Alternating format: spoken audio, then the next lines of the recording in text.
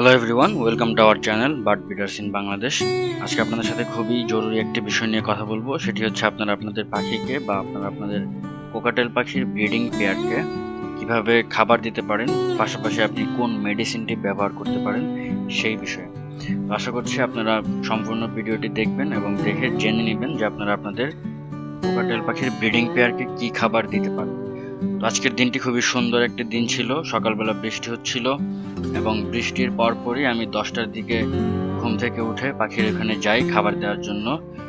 তো দেখবেন পাখিগুলোর কাছে যখন আমি গিয়েছি খাবার দেওয়ার জন্য, তারা খুবই চঞ্চল হয়ে গিয়েছিল খাবারগুলো নেওয়ার জন্য।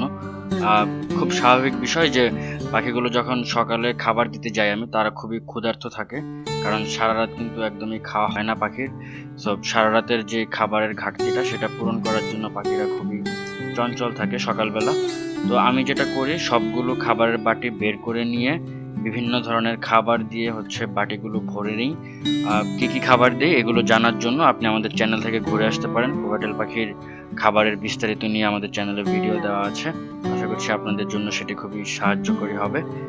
তো এখন আমি যেটি করব সেটি হচ্ছে পাখিগুলোর খাঁচার ভিতরে আমি খাবারগুলো দিয়ে দিব। তো খাবারগুলোর সাথে আমি আমার কোকাটেল পাখির ব্রিডিং পেয়ারের জন্য একটি ঔষধ দিয়ে থাকি। কোকাটেল পাখি যখন প্রথম বাচ্চা ফোটায় তখন আমি কোকাটেল পাখিকে দেই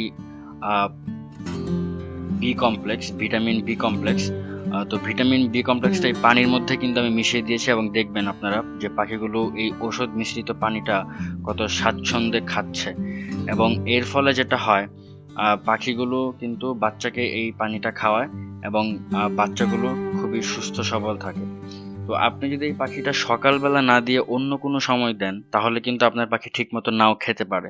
তো আপনাদের অবশ্যই পানিটা সকালবেলা দিতে হবে। সকালবেলার প্রথম পানিটাই ঔষধ মিশ্রিত পানিটা দিতে হবে। ঔষধ মিশ্রিত পানিটা যখন আপনি দিবেন, পাখি সেটি খাবে এবং আপনার পাখির বাচ্চাকে খাওয়াবে। আর পাখির বাচ্চাকে খাওয়ালেই কিন্তু পাখির যেই কারণে, যে উদ্দেশ্যে আপনি খাওয়াচ্ছেন সেই উদ্দেশ্য সফল হবে।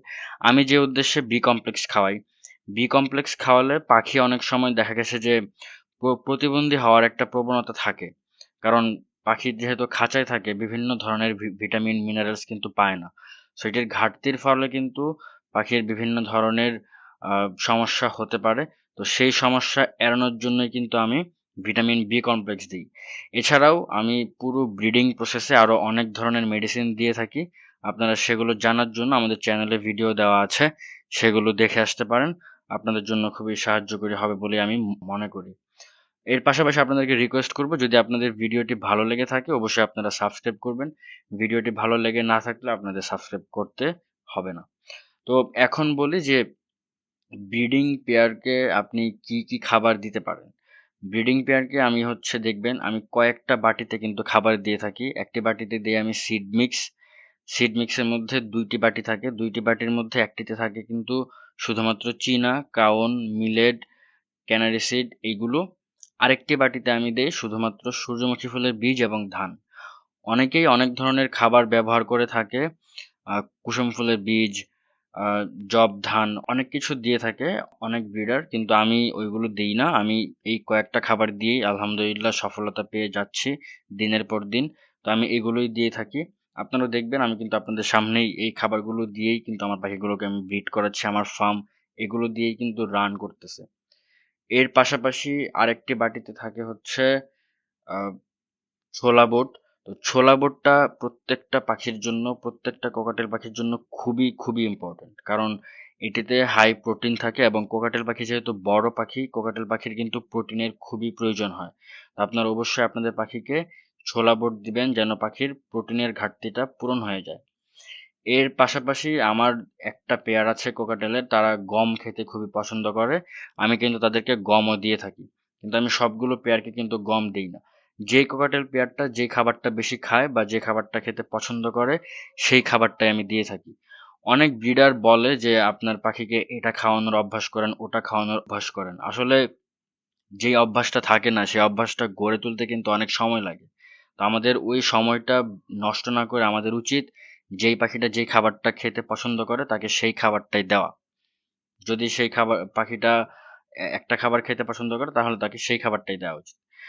আর আপনাদেরকে লাস্টলি একটা খুবই ইম্পর্টেন্ট জিনিস বলতে চাই, আপনাদের পাখিদের খাবার দেওয়ার সময় কিন্তু খাবারের পাত্রগুলো অবশ্যই খুব ভালো মতো পরিষ্কার করে দেওয়া উচিত।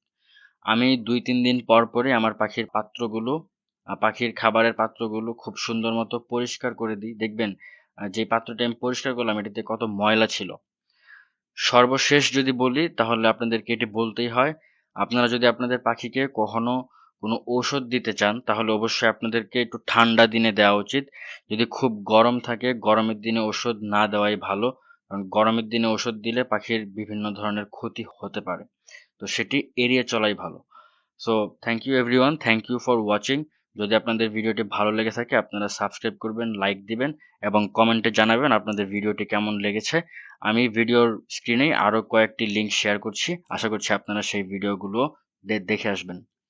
আসসালামু আলাইকুম এভরিওয়ান।